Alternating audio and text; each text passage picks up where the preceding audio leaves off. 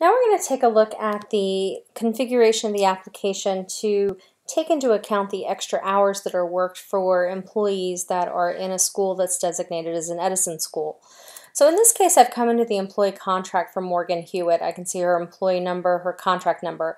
But what we want to take a look at here is her work schedule. I can see that I have a particular work schedule, which is for 184 days, that include the extra minutes for the Edison days. And I can see how that translates into the overall full contract amount plus the overall hours, number of hours that are paid as part of that overall contract amount.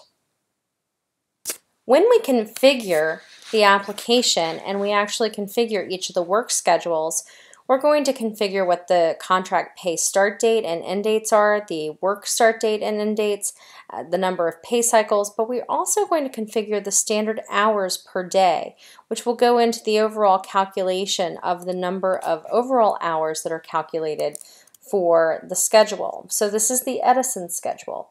Now if we wanted to go in and take a look at the irregular schedule, this is where we can see that the normal schedule, in this case a T184-10A, is 10 months for 7.81 hours per day. So again, you have a different calculated amount of annual units.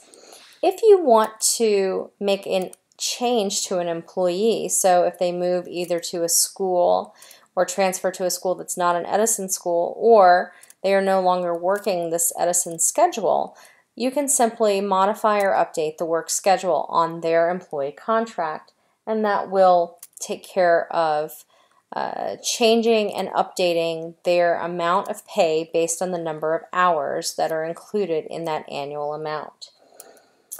Any of the additional pays that we've calculated as part of the 10, 11, or 12-month contract can be calculated regardless of what the work schedule is that's associated with a particular employee.